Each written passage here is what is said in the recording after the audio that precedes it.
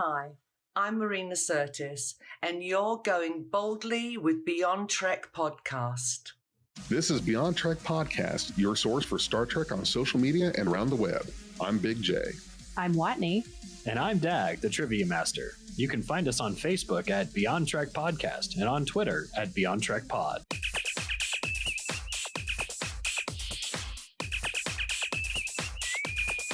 Red alert. Hi, everyone. Welcome to Beyond Trek. Oh, goodness. I'm Watney. I thought I was Watney. You're Watney? No.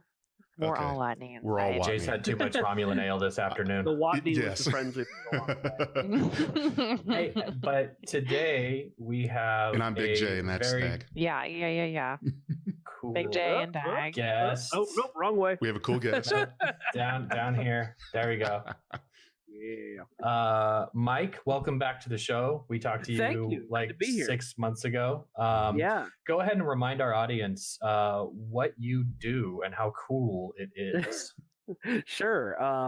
My job is to get yelled at on the internet all day. No, I'm kidding. We all have do the be same like job. It could be like that. I'm a community manager for Star Trek Online and also for Champions Online. And so my job is to monitor our community and see what they're saying about the game and communicate the things that the developers want them to know to them, and also to do our social media marketing and do a lot of our grassroots marketing stuff like ARGs and sometimes some video stuff or other things of that nature. Lots of screenshots and artwork, that kind of thing. So I'm like somewhere in between marketing and a forum moderator. You wear a lot of hats. You wear many hats. I do. I wear so many. Well, we're really Yeah. glad to have you Yeah. back on the show. Isn't this your second visit? Second or third time? This is my second visit. Yeah, Second I'm visit. happy to be back. Second time with Mike. As I said before we started recording, I wanted to talk to you about Star Trek Picard, and I don't know if you we can talk about the show and what you've seen of it and if you've enjoyed it or not, and then we can talk about if there's any discussion being had that you can share about Star Trek Picard's influeing STO, the timeline, things like that. You can even just be like, yeah, those conversations are happening, but I can't tell you anything about them. Star Trek Picard, where are you in the So series? I have watched the first 3 episodes of Star Trek Picard, and then I ran into a wall of my wife was busy and I was watching it with her. So when the team would watch it at work, I wouldn't watch it with the team because I wanted to watch it with my wife. And then that cycle started and I ended up getting way behind. So I've watched the first 3 episodes. I stopped just before Romulan Legolas first shows up. Disappointed him because I really want to meet Romulan Legolas, because if you know anything about me, you know honorable alien characters with swords are my freaking jam. Yes. So that You're a lets matter. Klingon man. You're a Klingon I am man. a Klingon man. So, Kablah! Kablah! Well, as we have finished the show, without any spoilers, I can definitely say you are in for a time.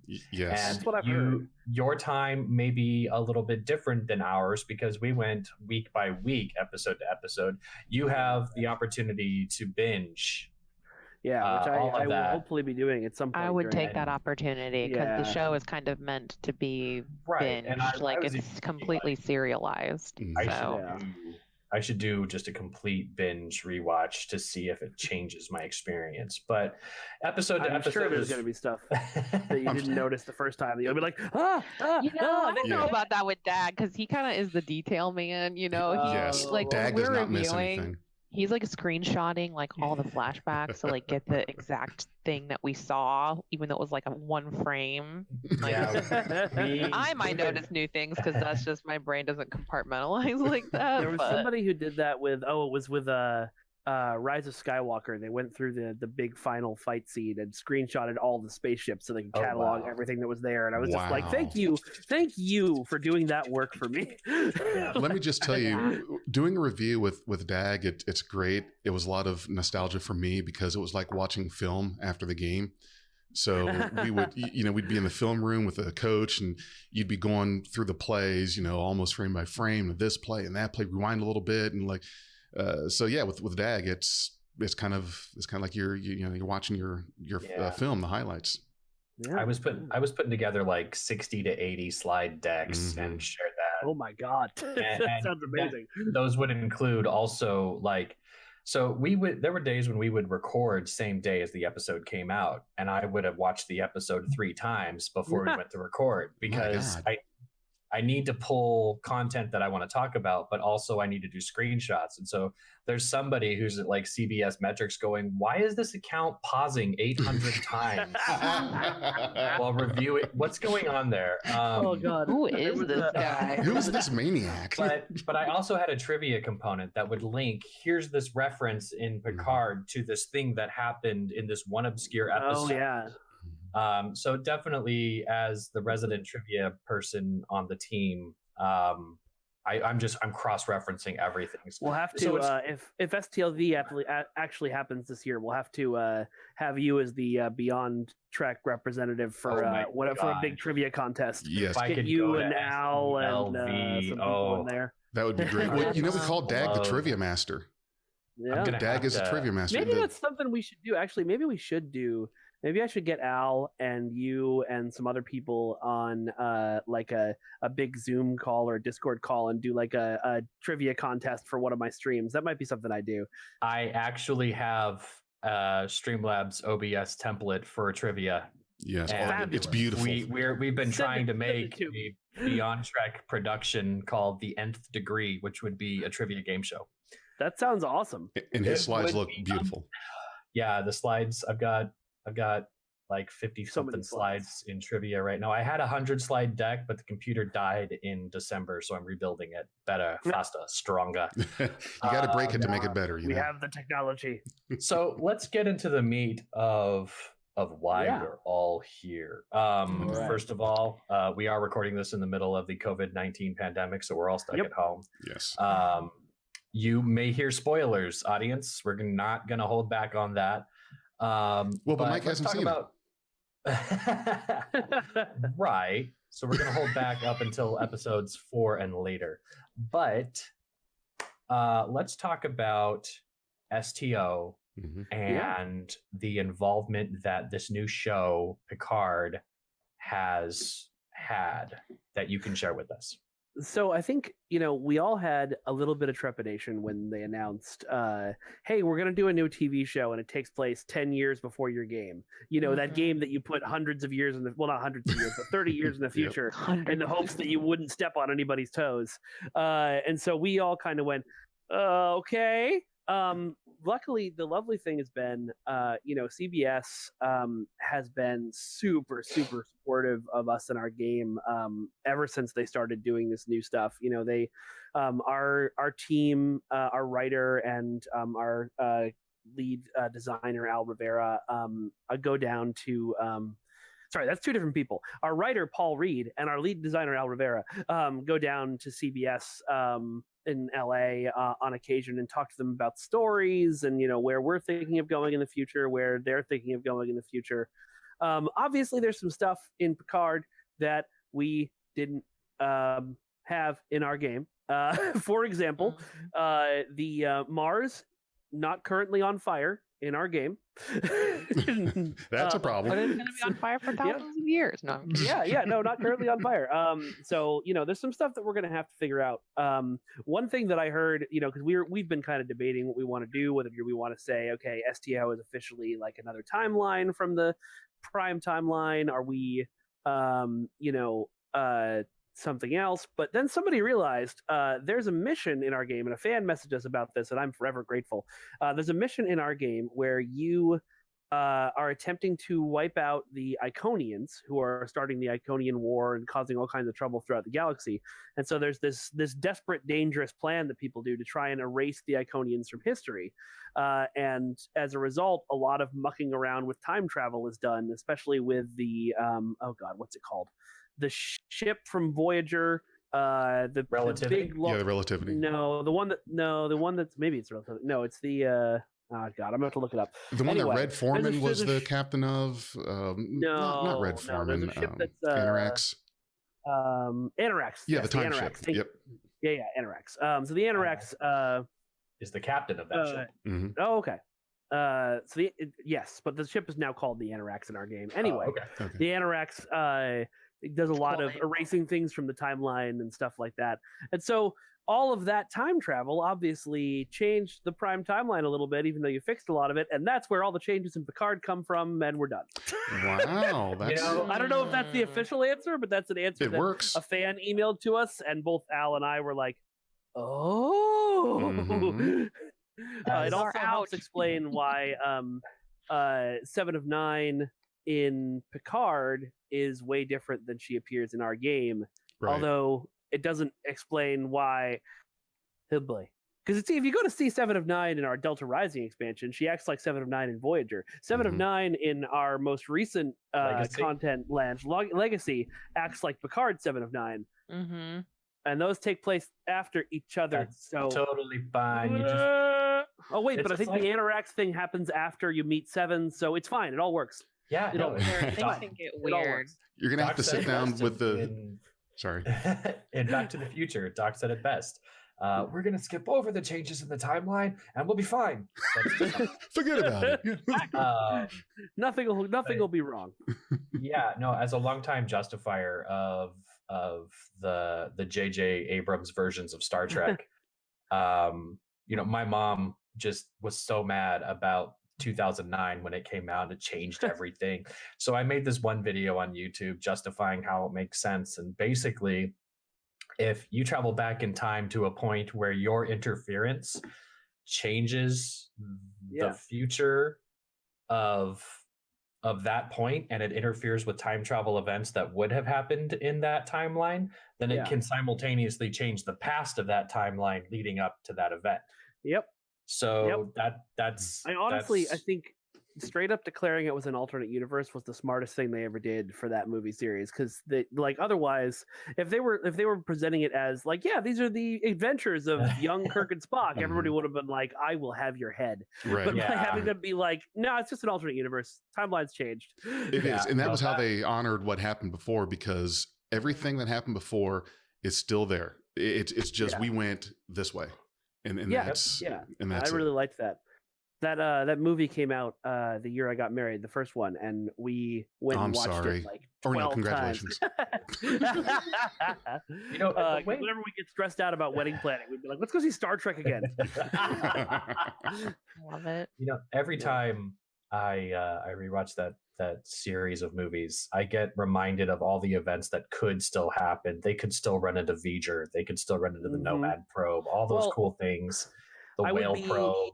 Yeah, I would be slapped by my wife, not really, but verbally, if I did not mention the fact that the ship that Nero is flying, whose name I've forgotten, Narada, thank you, is equipped with Borg technology. Mm-hmm. If one nanite of that thing survived out and got out of that black hole somehow, that's a whole mess they have to deal with. Mm-hmm. Yep. Yeah. That little nanite is just phoning home. Yeah. Yep. Please so you're gonna have to get a meeting with CBS and just sit down and tell them, listen, you guys are killing us. You screwed up the entire timeline of our game. What are you doing? This is bullshit. But then they went and and then one point, this did get spoiled for me, but they the big ship reveal they had at the end of the season is very clearly, if not a direct one of our ships, inspired a lot by the STO style of ships. So we're super appreciative of that. I have read some stuff there on that too. Yeah. What was the class? Are you talking about Eventful Picard. I believe they dubbed it a curiosity class. Right. Not certain on that. Biggest, toughest, something. The most advanced ship Starfleet has ever produced. Yeah. Mm-hmm. So to turn this a little bit back towards STO, reading just a little bit about Star Trek Online Legacy. And I can see you reading it right now. It's really good camera, reflections in the eyes and stuff like that. Just looking at it a little bit, I haven't been able to piece together everything. I haven't read through the whole thing, but can you talk to us about how this this expansion came to be and why we chose Burnham and Seven of Nine to be on Excalibur? Legacy was our 10th anniversary update, and so we always knew we wanted to do a big celebration for the 10th anniversary. And there's actually a whole video on our YouTube channel that you should watch about how this episode came about. But we did basically, we've wanted to do Excalibur for a long time. It was on Jesse Heinig's list of things he wanted to do for like 10 years. He's one of our content designers. It was on, everybody's mind when we did our TOS expansion years ago, but they couldn't really figure out a good way to do it because the episode itself is as interesting of an idea as it is. It comes down to, Abraham Lincoln and racist Kales throwing spears at each other.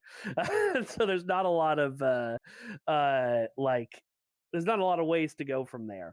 And so the idea that once we hit on the idea that the Excalbians could make anything, because they can construct these people out of nothingness, so clearly they can make other things, that was when people really started to hit on, well, what if this was, kind of a greatest hits of STO, where you could go back through different points in our timeline, but instead of replaying those missions word for word, it's twists on those events so that your captain can make a moral choice and can sort of examine what happened from a different perspective. I think the reason we hit on 7 is, this is not a huge secret. Originally, we reached out to Patrick Stewart. He was a little bit busy with doing stuff for Picard at that point, and so we reached out to 7 next because we love Jerry Ryan and we love working with her. Mm-hmm. We've done it before. Getting Michael Burnham in there, I know Al talked to Sonequa at STLV last year, and she was super excited about getting into a video game and doing it. And she's the first really main character we've gotten from a Star Trek series in our show, and so it was a really cool way to do all of our own history, but also bridge in the new things that Star Trek was doing by adding somebody from Picard and somebody from Discovery.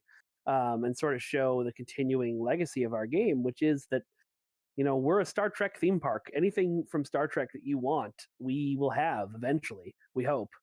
And maybe not lizards if you go past Warp 10, but, almost everything. Yes, please don't do lizards. Mask, hold on. No, I love that.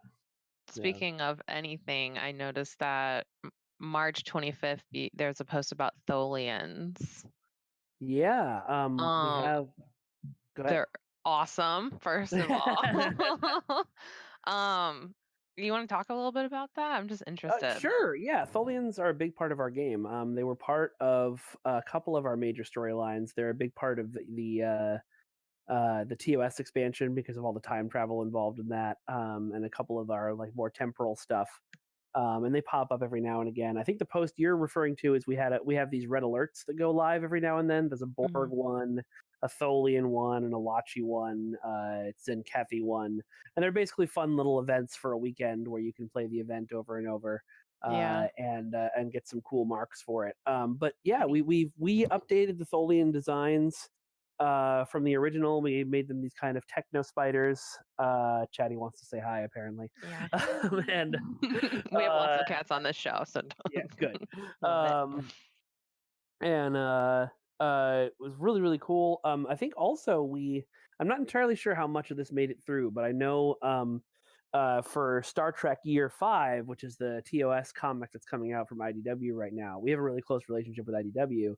And so we heard they were doing Tholian stuff for that comic, and we've I think given them a lot of our art assets to use as Tholian ships and Tholian symbols and things like that, which is pretty cool. Yeah, the design looks really awesome, and I'm not sure. I think maybe you've heard of ELH. He does Star Trek Adventures RPG streams. Me and Dag are actually in his current game, Star Trek Fenrir. Nice. And it's in the STO timeline. And cool. I play Captain Archuleta, and Dag plays our hologram Visar. So we actually came up upon Tholians. And I noticed in this event at the very end, I think a character says, "I'd hate to blow all of these insects back to whatever gods they hold dear by myself." And it's so funny because we actually came up upon one of the gods that the Tholians worship in game. Oh, so I'm not nice. sure if that was maybe inspired, but it's just such a cool, like... That's a really cool coincidence. Yeah, it was. Well, I know that ELH is like a huge STO guy, so I'm sure it was like partially inspired, but it was like... It's, we were talking about you last night. About he was in another hangout. Oh yeah, cool. You guys should let me know when that show's going on. I would love to check it out. We've been working Tuesdays at 9. Tuesdays at 9. Nice. If you guys are both named Mike, that just now hit me. Oh, nice. Yeah, yeah. We've been working on with Clear Skies, which is Q Times STO or not STO, but Star Trek Adventures stream. Mm-hmm. We actually put their ship in the game, the USS Ross. So that's been really fun. Wow, that's awesome. Cool. Yeah, we'll have to get you guys together. Yeah, Rodney and I have been contributing to appendix material for the Modifius game. Nice. For STA, so that's really cool. Fun stuff. Yeah, I love the fan content of Star Trek. I'm surrounded by gamers. We're hoping to eventually get some kind of official Modifius STO timeline release out there. It's just a question of time, because they want us to write it, and we're all yes, but we're developing a video game. Uh-oh, Dag's thinking. He's got a thought there. Oh, he's got the writer fingers. Yes. That starry-eyed creative consultant credit. Yes. Yes. That's awesome. I wanted to ask about Legacy again. Yeah. Is there a twist? Are 7 of 9 and Burnham, are they constructs on Excalibur, or are they actually them? And how, if that's the case? So 7 of 9 is actually her. That is that's 100% her. It's her from that time period. Okay. Michael, this is not a huge spoiler. Michael is a construct. Okay. And she realizes that part of the way through the mission. And spoilers, but if you finish the mission, the Excalbians actually are impressed enough with her that they allow Construct Michael to continue to exist. So now in our timeline, we have Construct Michael and holographic Stamets, both from Discovery in the future, but in different forms. So we're hoping to do a storyline with the two of them sooner or later. That's got to be confusing. Fiction blog. Yeah. Well, yeah. It's hey, you've been dead for hundreds of years, or possibly you won't be dead for thousands of years. Oh God, time travel. Oh God, it hurts. Yeah, I mean, time travel is such an integral part of Star Trek. I mean, it's, it's great that there's a potential there for it. I mean, you can get so creative with it. Yeah, but we do have time travelers from the Discovery era in our game as well, because the current plot line that we're dealing with is Ja'ula, the Klingon matriarch of House Mokai, who was Takuvma's sister and originally started in the IDW comics. Came through to the future as part of our Age of Discovery expansion over time thing that we did. And so I played that one. That was a fun expansion. Thanks. And she's kind of the main. Hey, stop it! Cats are fighting. She's kind of the main villain of. Has been for the last couple of years, and is really going to be coming into the limelight over the course of this year. And so she's a Discovery era Klingon that's coming into an era where, the Federation and the Klingon Empire are stronger allies than they ever have been. We've got this Khitomer alliance. We just launched the first ever Klingon Federation joint ship, which is absolutely beautiful if you haven't seen it. And I'm guessing by Dag's eyebrows that he hasn't seen it, so I'm going to try and pull the picture.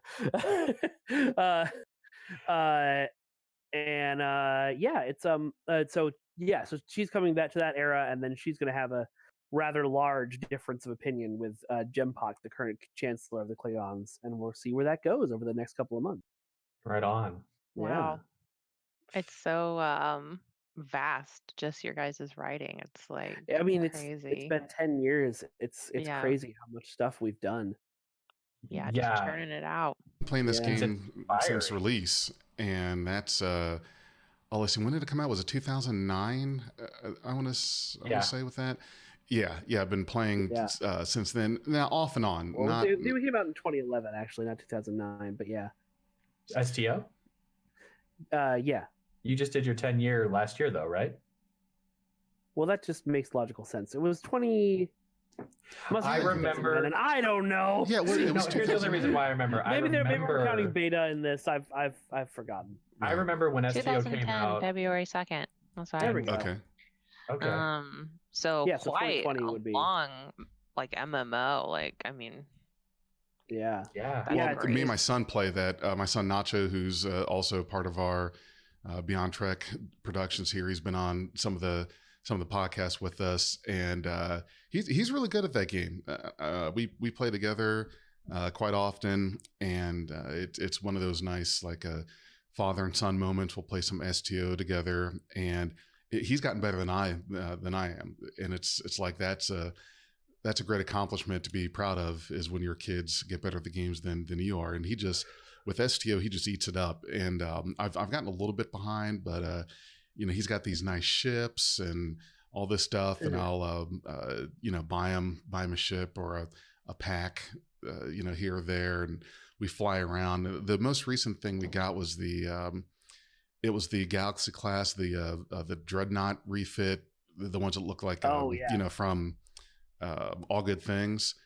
Got a couple of those, and but he's been pretty fond of the Sovereign class, so he kind of hops around. But I love the Sovereign. Yes, it's Sovereign is my favorite STO ship. My favorite Star Trek ship. My favorite Federation ship that we've done is there's a 2410 version of one of the Discovery classes, and if I can remember the name, that would be super helpful. But I've forgotten it. So, there's like hundreds. So Discovery itself was a crossfield class, but I don't know if that's what you're talking about. No, it's not the Discovery. It's one of the ones that was in the Battle of Binary Stars, and then we made. It's the one with the two nacelles that come up and back. I can picture the one you're talking about. If only Tato was here. Yeah. Right. He's our tech guy. Yeah. When I get in trouble for this on the stream all the time because I'm like, you're supposed to know all this, right? Oh, here we go. Okay, so it's the Gagarin. Gagarin, the original version. Okay, so then the or maybe that's the new version. I don't know. No, here we go. Okay, I'll post a picture in a chat of how pretty this ship is. Oh, that's so slick. Yeah. Wow. Yeah. I also love. Thank you for posting the Gorn dance in chat. I'm very proud of that. Okay, so I couldn't not, because Dag also plays Zeke. Right? How do you pronounce his full name? Zeketherix, who is our Gorn transporter chief petty officer on the Fenrir. That's a mouthful. And I'm like, now we got to get you like a tux and do like a hologram episode or holodeck episode. Yeah, so this was for our when we did the because for Excalibur, of course, we had Abraham Lincoln, because you can't go to Excalibur and not have Space Lincoln. That's just essential. And so we gave away the outfits, Abraham Lincoln's outfit, to all the players. But then our character designer was like, "Hey, I'm just going to make a version of the top hat that's smaller and slightly off to the side." And then he sent me a picture of it on a Gorn, and I was like, well, that's the image now. It's going to be a bunch of fancy dancing Gorn. It's quite the eye catcher, that's for sure. I mean, it's just so funny. I love this kind of stuff. It's awesome. Yeah, we'll definitely insert a picture in editing of the Gagarin, because that ship is gorgeous. Like, I think I posted the wrong picture looking at them now, because that has the 4 nacelles. I think that's the brand. Wani, you'll have to remind me. I'll send you one, or if you have a preferred picture you want us to insert. I found it, but I keep getting. One of my other channels is blowing up while we're doing this, because they're discussing STO builds, and so they're sitting there going, like, every time I try and click on something, it's like, Ba-doop, ba-doop, ba-doop. Okay, there's the Gagarin. That's How my pretty. favorite. Yeah. Wow. I love it. It's like Yeah. it's like the end. I do not know the technical terms at all, but it's like a little more flattened. Yeah. And I just The like saucer, that. you mean? No, the nacelles, the nacelles, bridge to the yeah. nacelles are like more horizontal. I believe those are called struts. Thank you. Thank you very much. Struts. I appreciate it. Oh, Dag, you're muted. I saw the oh shit. I was gonna be here like, no, they're actually called pylons, but whatever. Oh, that's right. That's right. Struts. Actually. I wanted to do a quick trivia bite for our listeners. The Gagarin class is named after Yuri Gagarin, the first cosmonaut. Yeah. Mm-hmm. They have NASA has near us in Silicon Valley. They have a big like NASA area, and they host a party every year called Yuri's Night. That's a just big like space themed bash. Yes, I know of this. I remember it was like I think the Smithsonian does something like that too. The Smithsonian Museum does something really cool like that. So I'm actually super curious since Dag mentioned that. Like, can you talk about how the ship names or class names are chosen? Like, Absolutely.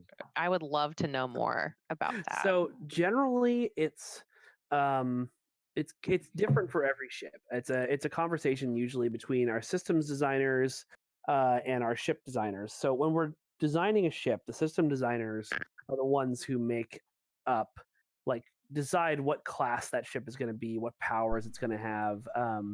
So, like, you know, for the most recent, for the Borg ship we put out for the anniversary, they were the ones who said, okay, this is going to be a dreadnought. It's going to have these powers. It's going to do this. And then sometimes they do that based on the art the ship artists give them. Sometimes they design a ship first and the ship artists make art based off of that design. It's different for every time, but there's always just an email discussion of like, what do we want to name this? I know for the Gagarin, for a lot of the Discovery ships, it was based off of like what the Discovery class of the ship had been named. So like, I think, oh God, I'm trying to remember. Like there was an Einstein class in Discovery or something like that, and then we named it after another famous scientist. I think that's the same thing with the Gagarin. Actually, with this ship, I think the ship in the Battle of the Binary Stars, while it was a different class, it was the USS Gagarin, and so we just took that for the class name. Same thing for the Baran class, which is based off of the ship that Lorca and Landry were originally on. It's a 2410 version of that, and so that's then became the Baran class based off of USS Baran. It's like Kleenex and Q-tip. Yeah, exactly. Yeah, it's like that's how you identify it as the brand name. Yeah, that's awesome. So we actually had a Thomas, our lead ship artist, had a really cool, because we had to sort of explain, we're in 2410, why are people suddenly flying around Discovery ships and ships based on Discovery ships, and so he came up with this really cool idea that there had been this production yard that called Yard 39 that existed back in the days of Discovery, and that had this awful radiation leak from the nearby star that everybody had to evacuate because the radiation would have killed any organic material on the station, but left inorganic material completely untouched and preserved. And that radiation leak lasted 200 years and then suddenly started to fade, and all of this tech that had been lost to time we had access to again, and so people started riffing on it to build these new ships, which I thought was pretty cool.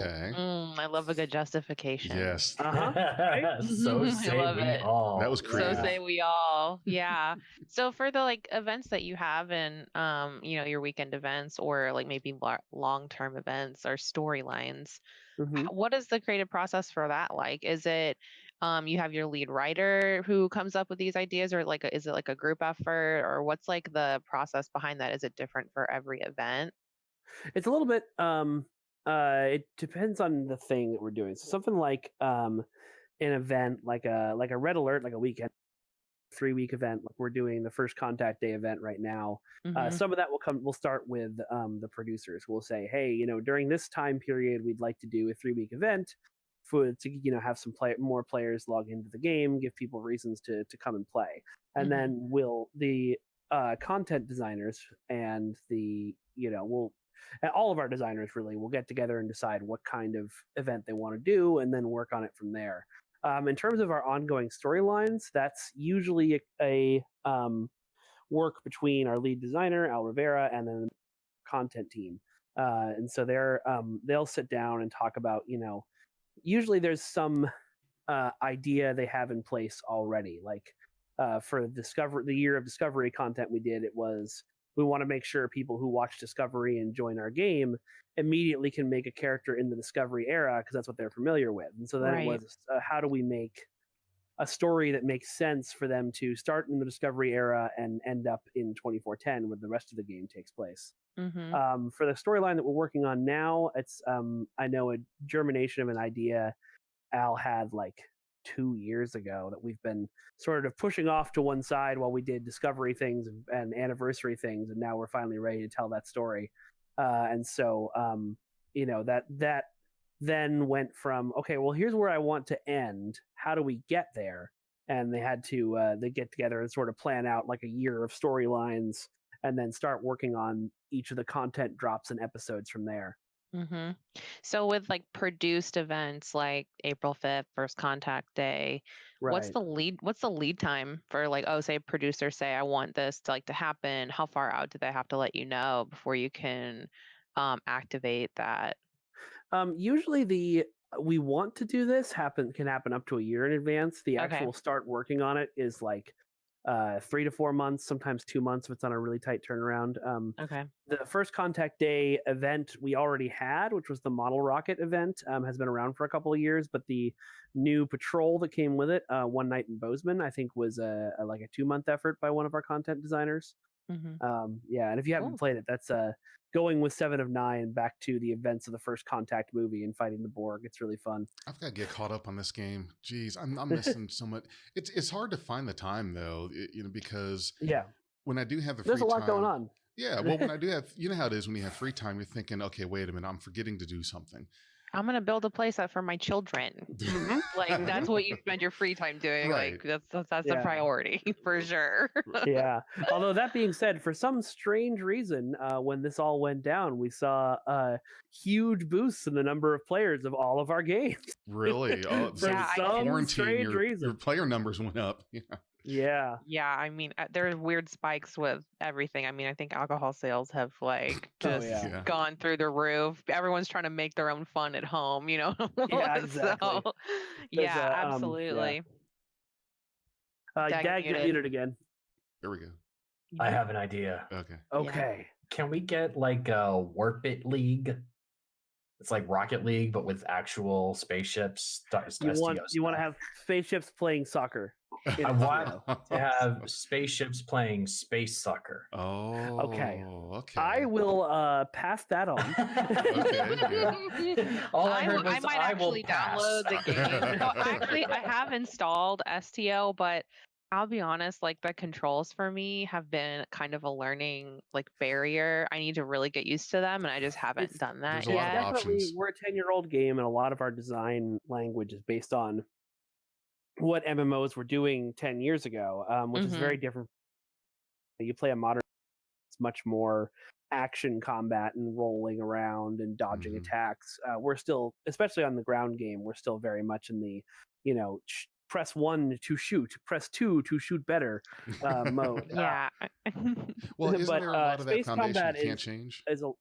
What? Isn't there a lot of that foundation and what was started? I believe I read somewhere, it was some STO forum, that there are a lot of things that you guys want to do, but whoever designed some of the code or foundation that runs it, that has been lost through time, or that person, like there's only so much you can do. You have to build on top of this thing. You can't pull the string. That's a combination I think the lost code thing got sort of taken out of context ages ago. I think I said that on a live stream once. There's not a lot of code in the game we don't understand. But there are tasks that would be Herculean to undertake. Like, we developed a cover system for STO years ago, and every time we've tried to implement it, everything has broken. There's one that's always a big annoyance for me is The game was designed to be a PvP game where you would have players who were Federation and players who were Klingon always butting heads. And, in the 10 years that the game's been running, we've decided to make more of a Star Trek game where everybody's working together. Hey, so to attack the cats there. Jesus. I know, right? Oh, look at this kitty. Oh, yeah. What are their names? But, this is Silk, the black one, and then the black and white one is Chatty. Chatty is deeply, deeply in love with Silk, and Silk hates his guts. Sounds about right.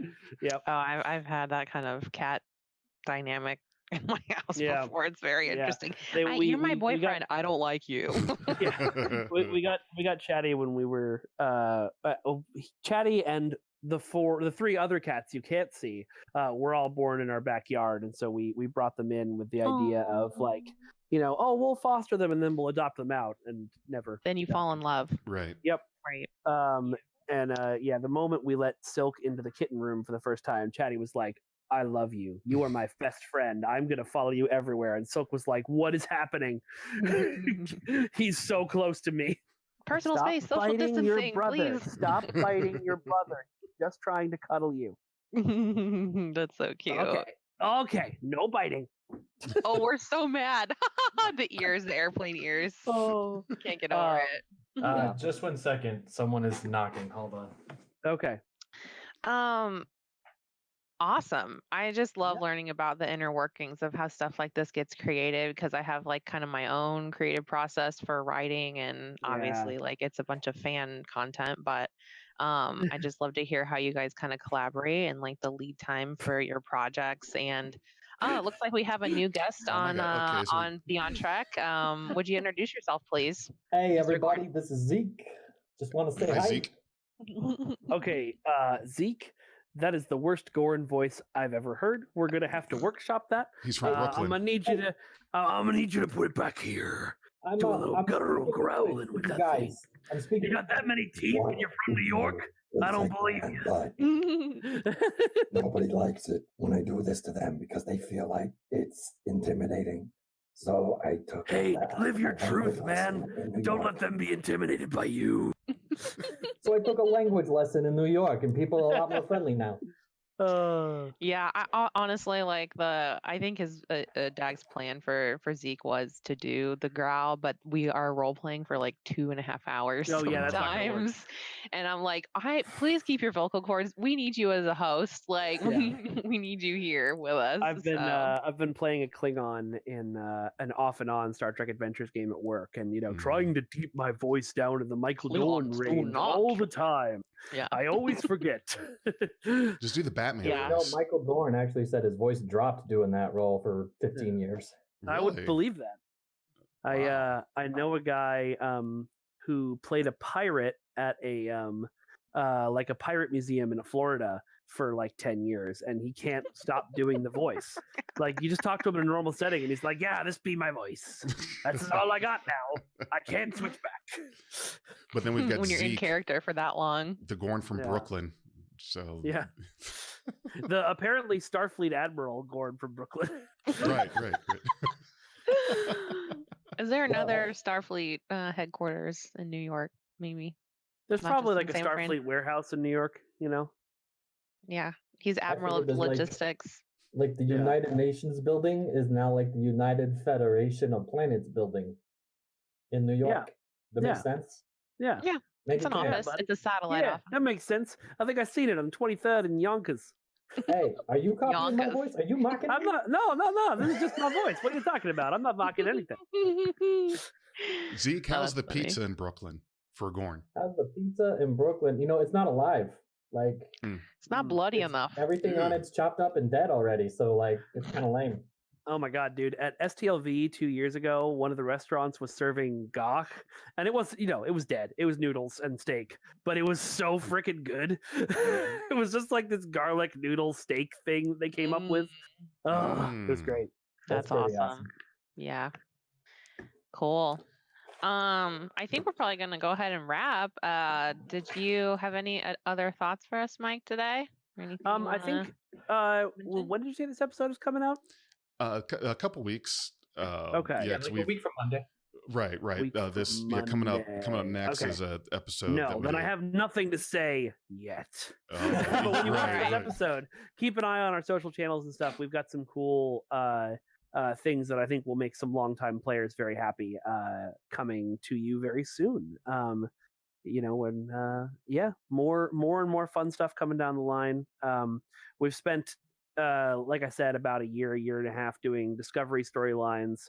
And now we're really getting back into 2410 and how the fallout from those are affecting the current STO timeline, and I'm really excited to see how those storylines get told.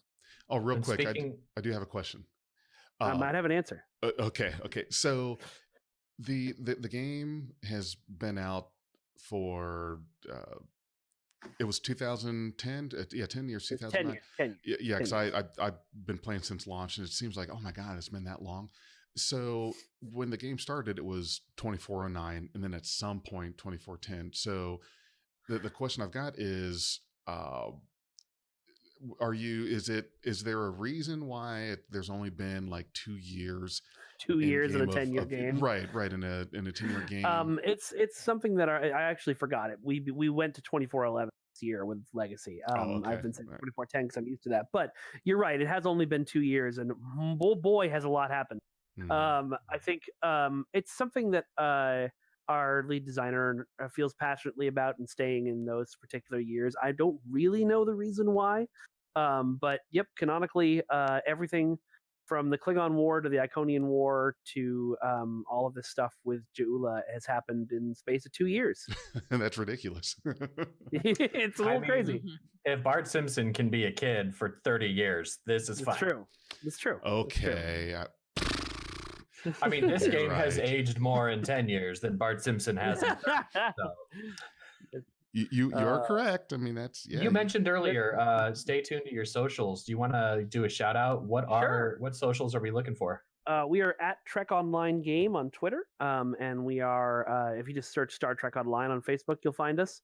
And then we're on, if you just go to StarTrekOnline.com, that's where all of our stuff is. And if you want to find out more about the game and see new stuff as it happens, that will be every Wednesday at 4:30 Pacific time on twitch.tv/Cryptic Studios is when we do our 10 Forward weekly streams.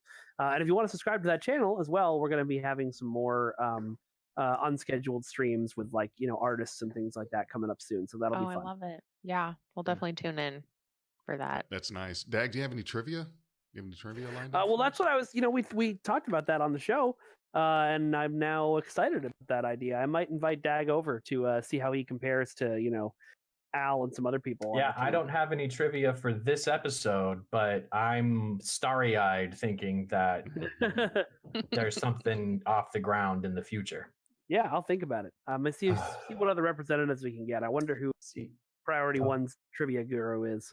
The hardest part about knowing everything about Star Trek is that nobody wants to play trivia with you. Yeah, that's right. Right. I can't even compete. I'm like, see? I've got the Star Trek Seen It. It's still in its packaging because every time I'm like, anybody? They're like, no. Yeah. We got to play that. I wish I would have got that when I had the chance, but yeah, you're right. You know there's what you really got to play? You got to play the TNG VHS board game. I have that. You got to experience B. Experience B. You, the player who is moving now. Thank you, Robert O'Reilly, for that Thank you, amazing. Robert O'Reilly. I was amazed when that came out. I was like, I don't know, 12, 13, and it was just awesome. They used the real sets and they got a real actor, and that's so cool. They got Robert O'Reilly. He's not playing Gowron. Playing. No. Well, I think he's not playing Gowron. He's playing a different Klingon who looks and sounds exactly like Gowron. Yes. Yes. Except I think the ridges are different. Yes. Are they? Oh, I Yep. didn't notice. Pretty positive the ridges are different. I did a thing a while back for Daystrom about Klingon ridges. So, Oh, nice. because of course I did. Of course. Right, because why In the not? whole of DS9, there's only like 5 different ridge patterns. Yeah. It's Because I crazy. think somebody said, they had the hero ridges. I was reading about this. They had the hero ridges, but then they discovered a way to do the applications much faster, so they could put They made a bunch of molds. make a bunch of molds so that the background Klingons could just be one of 5. Okay, so Mike, let's hear. Not copy and paste. I want to hear Mike's take on the Klingon Ridge controversy. Which one? There's so many. Just the fact that some will say that in TOS the Klingons look the way they did for budgetary reasons, and that's it. And that is the only reason. And well, no, the Klingons look the way they did in TOS for budgetary reasons and, unfortunately, racist reasons. Right. Like, the original script that describes the Klingon is like they're Oriental looking. It's like, oh no, guys, no, please no. Right. Well, but then in the movies and TNG, we got the updated look because they had the budget.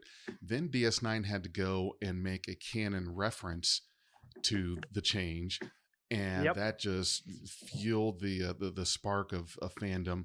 Then Enterprise had to go and try to explain it, which I think they did great. They did a very good job explaining something that they should not have had to. And I thought that in Enterprise, that 3-part arc that they did with that was good. I was happy with that. But then, of course, when Discovery was coming out, I mean, everyone was just flipping their shit over what the Klingons were looking like. And I agree, it was a little bit of a departure, but here was the thing and here's my take on it and what I thought about. It would be like if aliens or there was a show about Earth, and we were the minor character, and the aliens were the main character, but from Earth, all you saw in quote unquote humans were, let's just say, Caucasian male and female from North America or Europe or whatnot, and that was what you saw as humans. That's what you knew as humans. Then suddenly you see an Asian or African, and we're saying, well, yeah, they're human too. No, they're not, because they're too dark. Their eyes don't look right. They've got ridges. But you forget it's the same with us, because there are many looks and styles of humans. But yet we seem to have a problem with Klingons looking different at all. Like they're supposed to be this uniform, every homogenous. other species is supposed to be homogenous. Yes, right, well, right. If not homogenous, it's not my Star Trek. Yeah, every planet is supposed to have one biosphere. And one biosphere. Yeah. No, I think you're right. I think I do think that the original Klingon redesign on Discovery was them saying, this is what Klingons look like now. This is what they've always looked like, kind of like how the original movie did with Klingons. And I think they did a good job of then saying, okay, but you're right, that doesn't make a lot of sense that like all these Klingons we've seen with hair suddenly didn't have hair. So, saying, okay, well, that was what they looked like, back in the day before they started forming into a single empire, and things change over time. That makes a lot of sense to me.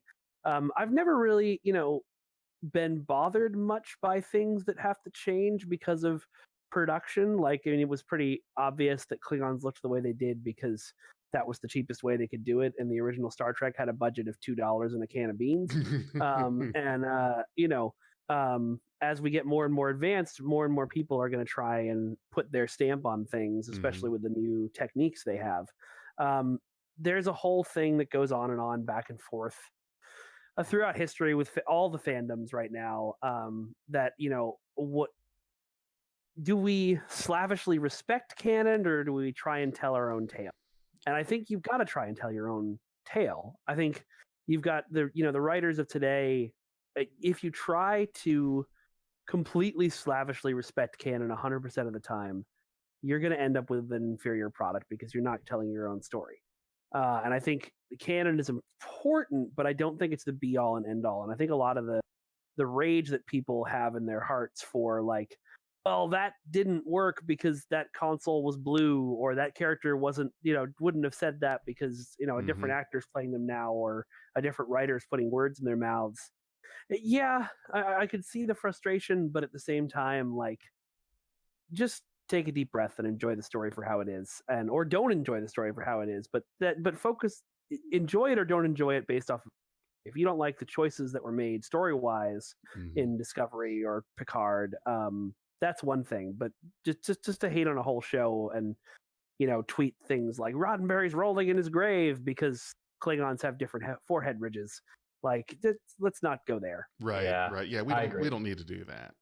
Yeah. Even in Picard this season with the Romulans, it was great. They were not a homogenous species. They were not depicted that way. You had, some that kind of had a little forehead thing going, and it was even acknowledged in the show. The one episode, what was her name? The two people that were Picard's bodyguards on the chateau. Laris and Jabin. Yeah. She told I just called Jabin, him "You're such awesome a Romulan aunt and uncle." Yeah, he's a stubborn northerner like you. It's like, okay, well, the northerner. Good throwaway line too. I like that. Yeah, for sure. Right, and that explains why. Well, of course they're going to look different. It's there's variety, and that's the thing that I just personally, for me, I thought was interesting debate, that you would have the fandom just up in arms when you try to show some variety, yet forgetting the fact that humans themselves have a whole lot of different variety. Don't you think aliens would be confused if suddenly they saw Hawaiians and they were used to dealing with, I don't know. Yeah.